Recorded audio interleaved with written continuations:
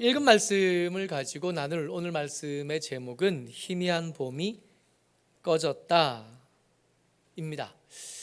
우리 지난주에 말씀을 나눌 때 예루살렘이 드디어 함락되고 유다의 역사가 끝났다 한 이야기를 나누었습니다. 역사는 끝났지만 사람이 몽땅 다 죽은 게 아니면 그 뒷이야기가 있을 수밖에 없죠. 그 뒷이야기입니다. 느부갓네살이 예루살렘을 다 함락하고 다 무너뜨리고 난 다음에 그 남은 사람들 그리고 그 땅을 관리하게 하기 위해서 그다랴라는 사람을 세워서 총독을 삼은 겁니다. 총독이 된 거예요. 침략자가 세운 총독인 거죠. 앞제비인 겁니다. 우리가 이 일들을 이해하기가 다른 어떤 나라 사람들보다 더 유리하죠. 그랬던 세월들이 있으니까. 국권을 뺏겨받고 그 빼앗긴 국권 그 밑에 살아본 기억들이 우리 역사 속에 있어서 그 역사들을 이렇게 되짚어 보면 그때 느낌이 어땠을까를 짐작하기에 그리 어렵지 않습니다. 이 그다랴는 침략자의 편에 서서 침략자의 세움을 입은 침략자의 앞제비처럼 그렇게 등장을 한 겁니다. 게다가 이 그다랴가 하는 말을 들어보면 앞잡이이구나 하는 생각이 더 굳어질 수밖에 없어요. 40장 9절 말씀입니다. 같이 한번 읽어보죠. 시작. 사반의 손자 아히감의 아들 그다랴가 그들과 그들의 사람들에게 맹세하여 이르되 너희는 갈대아 사람을 섬기기를 두려워하지 말고 이 땅에 살면서 바벨론의 왕을 섬기라. 그리하면 너희에게 유익하리라. 총독이 세워졌다 그러니까 흩어져 있는 사람들이 그에게로 몰려왔거든요. 들에 있는 군사들이 왔다고 기록합니다. 군사들이 들에 있어요. 왜요? 어디로 가야 될지 모르니까. 패잔병이 됐는데 그 패잔병들이 어디로 모여야 될지 구심점을 댈 만한 사람이 없는 겁니다. 아무도 나타나지 않는 거예요. 그러다가 소문이 들린 거죠. 느부갓네살이 총독을 세웠다더라. 어디로 가야 될지 모르겠으니 일단 그리로 한번 가보자. 군사들이 몰려옵니다. 죽지 않은 피난민들이 그다랴에게로 몰려옵니다. 뿐만 아니라 근처 에돔이나 다른 나라들에까지 도망갔던 사람들이 거기서 있지 않고 그다랴에게로 미스바로 몰려옵니다. 그렇게 몰려온 사람들에게 그다랴가 이야기했다는 거예요. 너희는 갈대아 사람들 섬기기를 두려워하지 말고 이 땅에서 살아라. 옛날 생각하지 말고 바벨론의 왕을 섬기라. 그리하면 너희에게 유익하리라. 이게 옳은 길이라는 겁니다. 제가 언젠가 한번 미스터 션샤인 얘기를 한번 했던 것 같아요. 그 뒤로 제가 한 3편까지를 이렇게 연달아 한번 본 거 봤어요. 거기 보니까 그 이완익이 뭐라 그러냐면 너희들 마음대로 해봐라. 내가 이 조선을 갈기갈기 찢어서 팔아버릴 테니 하는 대사가 기억에 나요. 앞제비들의 대사인데 그 이완익의 대사와 이 그다랴의 말이 다르게 들립니까? 똑같지 않아요? 너희는 갈대아 사람을 섬기기를 두려워하지 말고 이 땅에 살면서 바벨론의 왕을 섬기라. 그리하면 너에게 유익하리라. 옛날 생각하지 말고 다윗의 왕조 생각하지 말고 그의 자손들 떠올리지 말고 복수하겠다 하지 말고 독립하겠다 하지 말고 그냥 그들 섬기면서 살아라. 근데 이걸 이렇게만 들으면 성경의 맥락을 따라갈 수가 없습니다. 이 그다랴가 이렇게 말한 데는 근거가 있어요. 이유가 있어요. 이 근거를 어디서 찾냐 하면 예레미야 29장쯤에 등장하는 이미 끌려간 포로들에게 보낸 편지에서 그 근거를 찾습니다. 그다랴가 이렇게 말할 수 있었던 이유, 이렇게 말한 것이 오히려 우리에게 더 중요하고 무겁게 들려져야 될 이유가 하나님의 말씀에 있었던 겁니다. 29장 5절부터 한번 읽어볼 텐데 5절, 6절 2절 먼저 같이 한번 읽어보겠습니다. 시작. 너희는 집을 짓고 거기에 살며 텃밭을 만들고 그 열매를 먹으라. 아내를 맞이하여 자녀를 낳으며 너희 아들이 아내를 맞이하며 너희 딸이 남편을 맞아 그들로 자녀를 낳게 하여 너희가 거기서 번성하고 줄어들지 아니하게 하라. 예레미야가 이미 포로가 되어서 바벨론에 끌려간 사람들에게 편지를 보냈다고요? 그 편지를 보내서 뭐라 그러냐면 너 거기서 딴 생각하지 말고 독립하려 하지 말고 복수하겠다 하지 말고 거기서 사는데 거기서 밭을 갈고 거기서 농사 짓고 아이들 결혼시키고 아이를 낳고 그래서 너희들이 줄어들지 않게 해라. 여러분 포로지에서 노예로 전쟁 포로로 살면서 인구가 줄기 쉬워요? 늘기 쉬워요? 그냥 넉넉히 살면 인구는 주는 겁니다. 그들의 종족이 멸절되기가 쉬워요. 그들에게 예레미야가 편지를 보내서 말합니다. 아이를 낳으라고. 여러분 왜 아이를 안 낳아요? 소망이 없거든. 아이를 잘 키운 자신도 없겠지만 이 아이가 행복하게 잘 살 거라는 기대가 안 되거든요. 아이를 자꾸 낳으란다고 젊은 사람들이 아이를 낳습니까? 이 아이를 잘 키울 수 있게 해주고 이 아이가 나보다는 좀 나은 삶을 살 수 있을 거라는 소망이 있어야 아이를 낳을 거 아니겠어요? 근데 하나님의 말씀이 그들에게 아이를 낳으래요. 게다가 이 29장 7절에 뭐라 그러냐면 너희를 다스리는 그 성읍의 평안을 위해서 기도해라. 내가 그 기도에 응답하겠다. 너희들의 원수를 위해서 기도해라. 그들의 지배자들을 위해서 기도해라. 너희의 주인, 너희를 노예 삼은 사람들을 위해서 기도하면 내가 평안으로 그들에게 응답하겠다 말씀하신.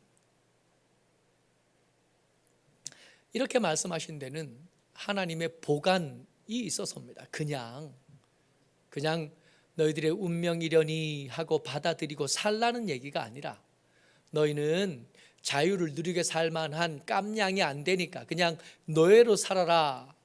포로 근성에 물들어서 그렇게 살란 얘기가 아니라 하나님의 보관이요. 이 포로기를 지나면서 하나님께서 하시려고 하는 일들 때문입니다. 29장 10절에 등장해요. 같이요. 시작. 여호와께서 이와 같이 말씀하시니라. 바벨론에서 70년이 차면 내가 너희를 돌보고 나의 선한 말을 너희에게 성취하여 너희를 이곳으로 돌아오게 하리라. 아멘. 돌아오게 하시려는 준비를, 일들을 이미 시작하신 겁니다. 그런데 하나님께서 돌아오게 하시려고 해도 거기에서 사람들이 줄어버려가지고 수십만 명이 갔는데 몇 명 남아있지 않으면 돌아오게 안 될 그게 무슨 일이 있겠냐고요. 그게 무슨 소망이 되겠냐고요. 너희들은 여기서 살면 나는 내 일을 할 텐데 내 일이 뭐냐 하면 너희들이 다시 돌아올 수 있도록 돌아와서 이것을 회복할 수 있도록 이곳에서 다시 너희들이 옛적 다윗 때처럼 여기서 예배하며 살 수 있도록 내가 만들 텐데 그때까지 너희들이 할 일이 뭐냐 하면 복수가 아니야. 복수는 내가 할 거야. 독립은 내가 만들 건데 너희는 여기서 살면서 너희들의 숫자가 줄어들지 않도록 하면 돼. 나머지는 내가 할게. 하나님께서 이 말씀을 예레미야를 통해서 포로들에게 하셨고 이 편지가 포로들에게만 전해진 것 아니라 그다랴에게로 연결되어진 것 같아요. 여러분 봄은 언제 옵니까? 겨울 지나면 봄이 옵니다. 이 겨울이 예수 믿는 사람들에게 겨울이 언제냐 하면 하나님을 만날 수 없는 때가 예수 믿는 사람들에게 겨울입니다. 하나님의 말씀이 들리지 않고 그 말씀에 나를 비춰봤는데 내가 안 보인 그게 예수 믿는 사람들이 경험하는 참혹한 혹한의 계절 겨울인 거예요. 날이 따뜻하다고 봄이 아닙니다. 주변에 꽃이 피었다고 봄이 아닙니다. 하나님의 말씀이 들리지 않고 하나님의 임재가 경험되어지지 않고 하나님이 나와 함께 계시지 않으면 그때부터 이미 겨울이고 그 혹한은 우리를 멸망하게 만들 겁니다. 그러던 때에 그다랴가 자기의 형편을 하나님의 말씀에 비춰본 겁니다. 그 말씀에 비춰봤더니 어떻게 들리냐 하면 끌려간 포로에게 하나님께서 다음을 이야기하셨다면 남아있는 우리에게라도 예외가 될 거 뭐 있겠나? 우리가 지금 죽지도 못하고 살지도 못하고 끌려가지도 못하고 여기 남았는데 우리 남은 이 사람들, 남은 우리에게도 거기서 살아라. 숫자가 줄어들지 않게 하고 독립하려 하지 말고 저항하지 말고 거기서 살아라. 이건 어차피 느부갓네살이 한 일이 아니라 여호와의 분노하심 때문에 된 거 아니냐? 그렇다면 우리가 이 형편을 벗어나려면 느부갓네살의 멱살을 잡아서 될 일이 아니라 하나님 앞에 가서 하나님과의 관계를 회복하면서 되어질 일이라는 거예요. 포로들이 받은 편지로 자기를 이렇게 비춰보니까 보이는 겁니다. 이건 느부갓네살에게 맞은 게 아니고 이건 여호와께 맞은 거예요. 내가 분노한다고 이걸 해결할 수 있는 게 아니라 간절함으로 하나님 앞에 나가야 될 일인 거예요. 군사력을 키울 일이냐? 아닌 거예요. 하나님의 말씀을 듣고도 듣지 않던 내 삶을 좀 바꿔서 하나님께 맞은 게 맞다면 그 하나님의 처분을 받아들인 다음에 그 처분에 맞춰서 내 삶을 바꿔보려는 노력이 필요한 거예요. 그대라가 이걸 본 겁니다. 그래서 그 패잔병들 모아놓고 이야기한 거예요. 싸우려고 하지 말고 하나님에게 일하실 기회를 내어드리고 그동안 듣지 않았던 하나님의 말씀을 다시 한번 되짚어보죠. 그동안 오랫동안 여호와께서 예레미야를 통해서 해오셨던 말씀 아니냐. 근데 그 말씀을 떠올려 보니까, 기억해 보니까 징계에 대한 말씀만 있었던 게 아니라 틈틈이 때때로 회복에 대한 이야기가 있었는데 그 회복이 70년이라는 숫자까지 더해졌던 것을 기억해낸 겁니다. 이제 할 일이 뭐예요? 살아야지. 인구가 줄어들지 않도록 소망이 없다 말하는 사람들에게 아니라고 소망이 있다고 우리가 간절함으로 귀 기울여 주께 나아가면 하나님께서 우리에게 말씀하실 거고 그가 이루라고 이루겠다고 말씀하셨던 그 회복이 우리에게도 돌아올 거라고.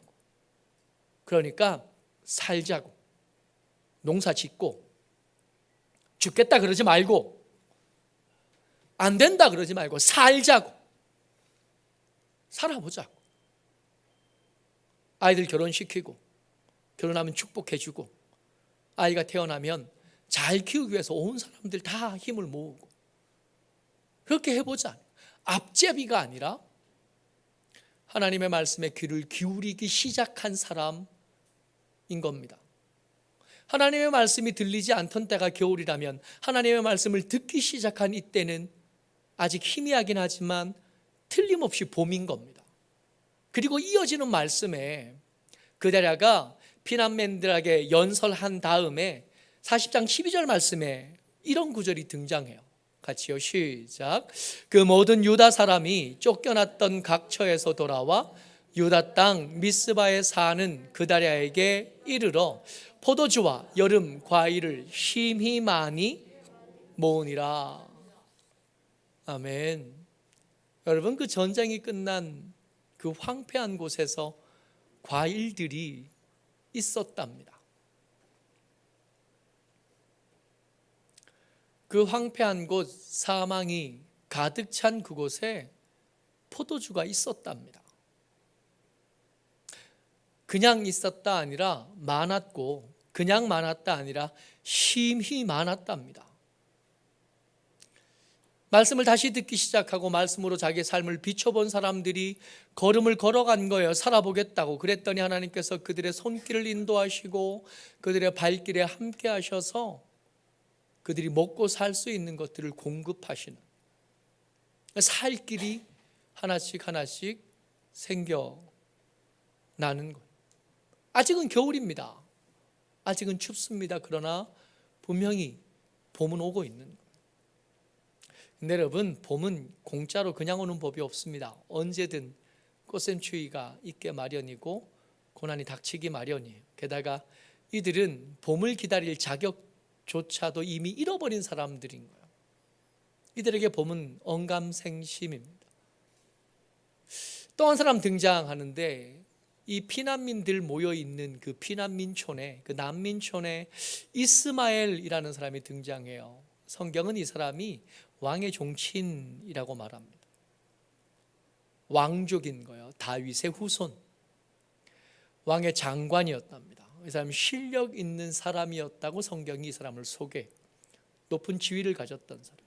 어쩌면 예루살렘의 패방에 한 스푼 정도의 책임이 있는 사람일 겁니다. 어쩌면 이 피난민들 가운데 가장 높은 사람이 이 사람이었을 거고, 다윗의 후손이 왕이 되어야 되는 이 유다인들, 이 이스라엘 민족 가운데 정통성을 가진 사람일 겁니다.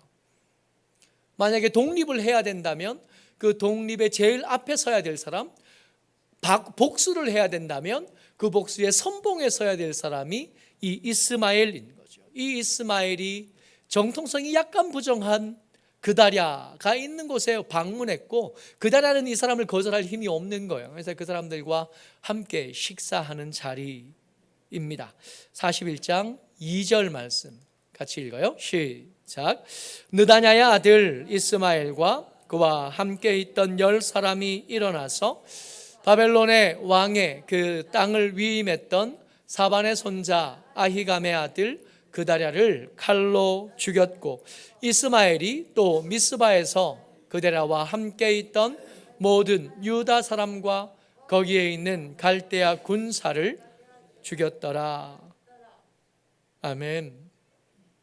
언뜻 보면 이 사람이 독립투사 같은 거예요. 이 사람이 그다랴를 죽인 건 의분에 찬 열사가, 의사가, 의로운 뜻을 품은 선비가 일어서서 침략자들의 압제에 맞선 것처럼 보이는 겁니다.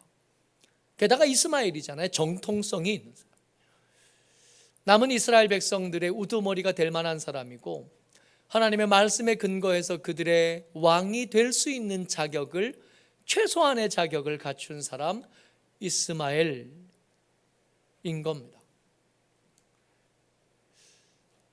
독립투사처럼 보이나, 근데 오늘 제가 하는 이야기의 문맥에 보면 이 사람은 독립투사가 아니어야 문맥이 맞는 거긴 합니다만은, 언뜻 보면 이 사람은 위대한 독립투사 같아 보입니다.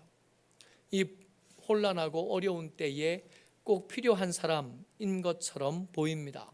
패잔병들, 구심점이 없어서 들에 있던 사람들이 이스마엘을 중심으로 모이면 한 세력쯤 충분히 이룰 수 있는 사람인 것처럼 보입니다. 비겁해서 숨었으면 두말할 여지도 없겠지만 일어서서 침략자들의 앞잡이 그다랴를 죽여줬으니 이제 그를 중심으로 해서 독립운동이 일어나도 괜찮을 것 같은 그런 사람인 거죠. 근데 성경을 이렇게 읽어가다가 혹은 우리의 삶을 이렇게 살아가다가 사람들을 만나게 되면 그 사람을 향한 평가는 언제 하는 거냐면, 언제든 누구든 그 사람의 말이나 그 사람들의 주장이 아니라 그 사람의 열매를 본 다음에야 그 사람을 평가하는 겁니다. 다시 한번요. 언제든 누구든 그 사람을 평가할 때는 아직 열매가 등장하지 않았을 때는 섣부른 평가는 위험합니다. 좋든지 나쁘든지 내버려 둬야 돼요. 그냥 지켜보는 겁니다. 지켜보다가 열매가 조금씩 맺혀가고 나면 그 열매를 보고 괜찮은지 아닌지를 평가하면 되는 겁니다. 예수님이 말씀하신 거니까 이게 정답일 겁니다. 때때로 보면 우리가 우리의 삶을 살다가 보면 우리 마음에 안 드는 사람인데 나중에 보니까 유용한 사람도 있고, 때때로 우리 마음엔 들었으나 오히려 우리의 뒤통수를 치는 사람들도 얼마든지 만나봤잖아요. 뭔 실수를 했냐면 열매를 보기 전에 미리 평가한 겁니다. 그 사람이 열매를 봐야죠. 이렇게 지켜보는 겁니다. 열매가 맺히는 데는 시간이 걸리거든요. 그러니까 여러분들과 제가 사람을 평가할 때 시간이 좀 필요한 겁니다. 오랫동안 지켜보고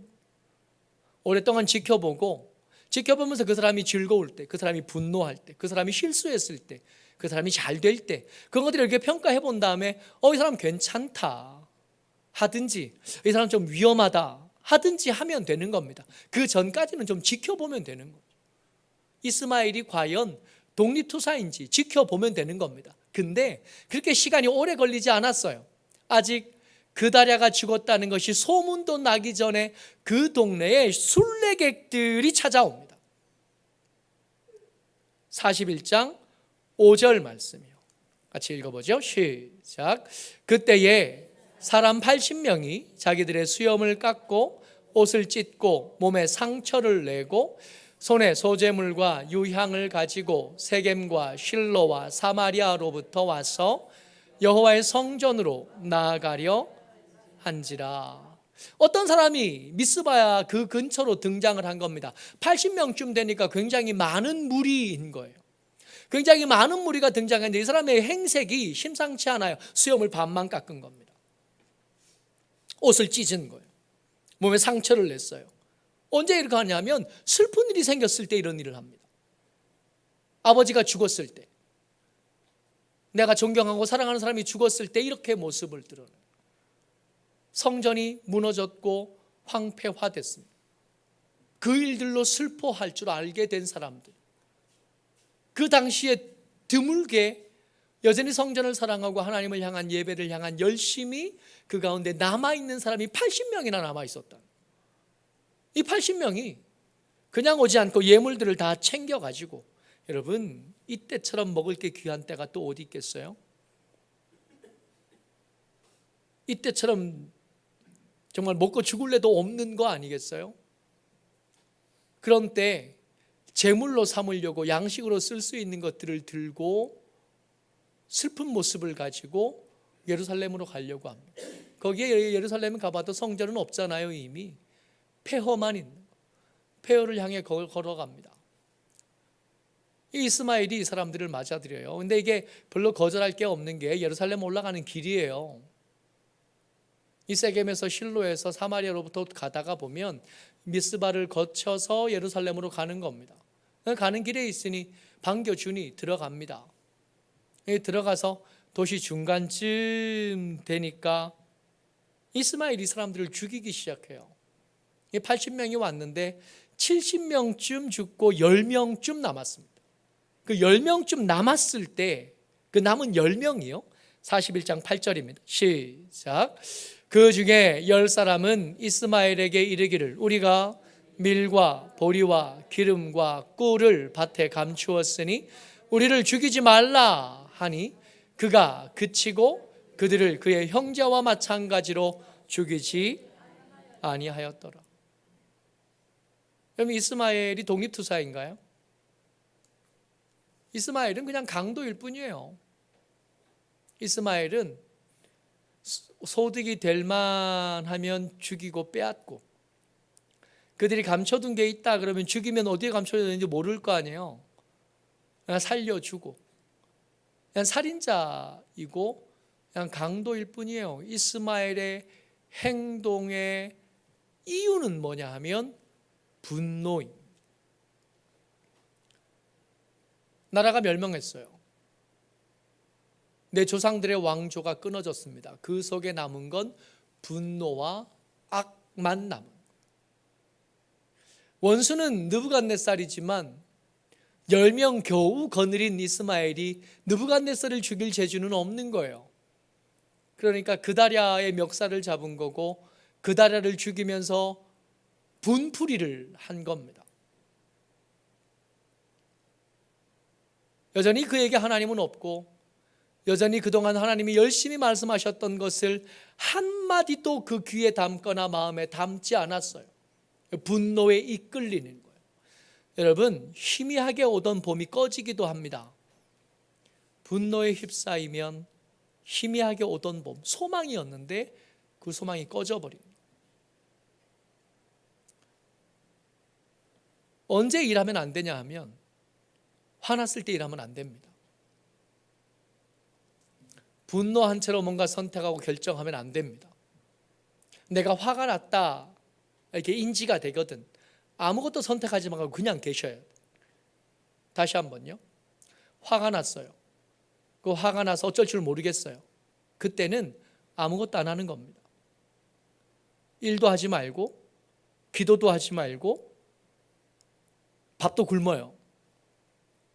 배가 고프면 힘이 좀 빠지거든. 뭐 하지 마세요. 분노한 채로 뭘 하면 소망이 망가집니다. 이 남은 백성들이 겨우 살 소망이 그들로부터 시작되고 있었는데 이 이스마엘의 분노로 그걸 꺼버렸어요. 그때 이후로 이 남은 전쟁 끝에 남은 백성들이 어떻게 됐다에 대한 기록이 없습니다. 그 땅에 남은 백성들은 사마리아 백성밖에 없어요. 믿음도 아니고 믿음 아닌 것도 아니고 이스라엘 백성도 아니고 이스라엘 백성이 아닌 것도 아닌 이상한 사람들만 거기 남게 돼요. 이스마엘의 분노 때문에 일어난 일들인 겁니다.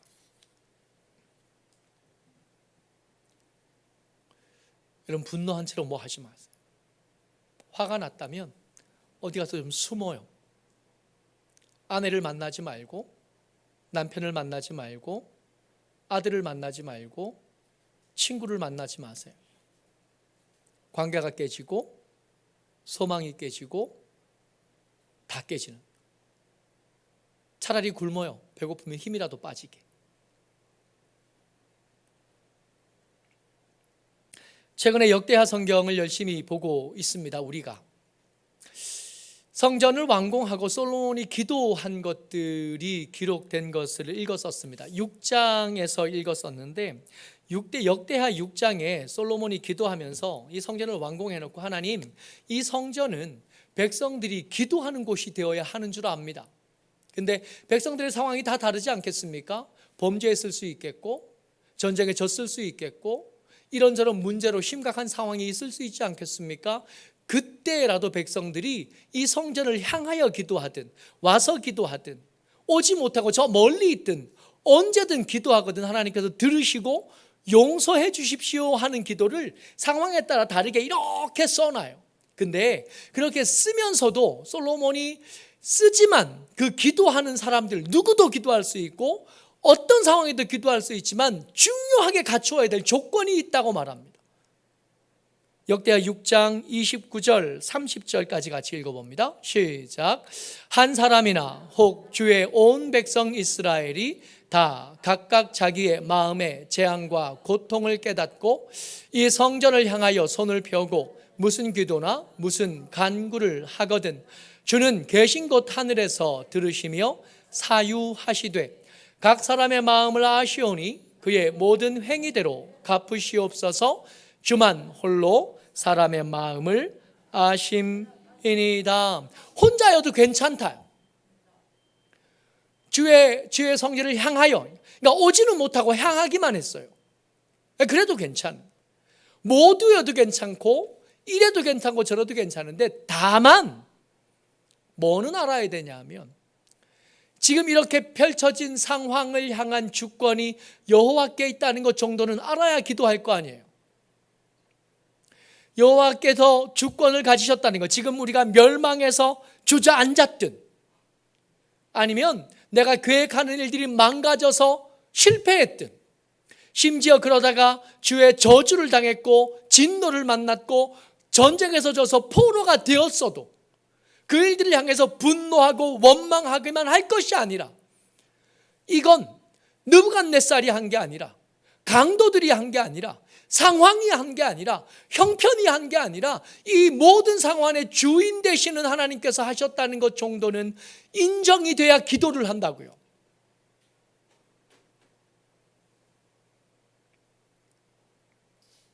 아니 하나님께서 하신 거라야 하나님이 해결하지 않겠어요?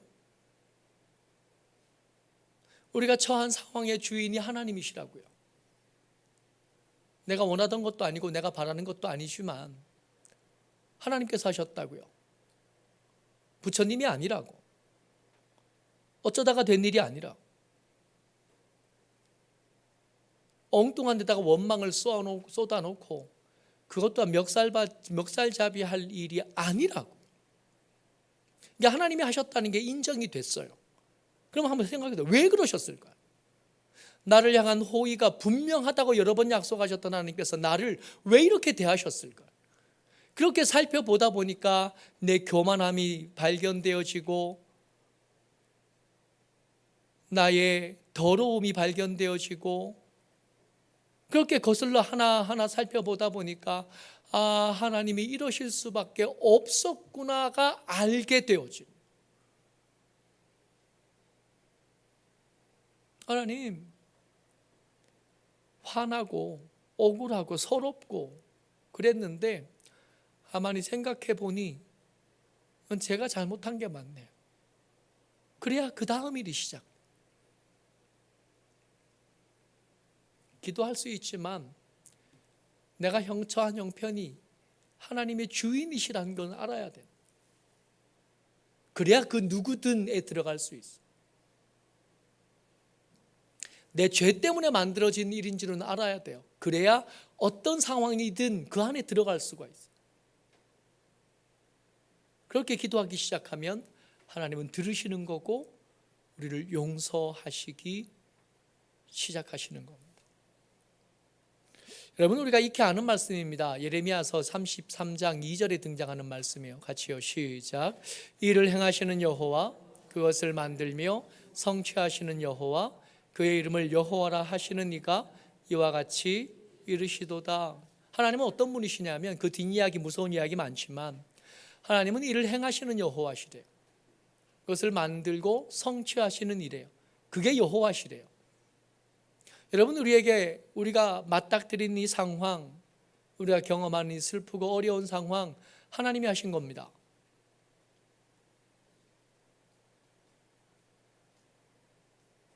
그놈 때문이 아니라고요.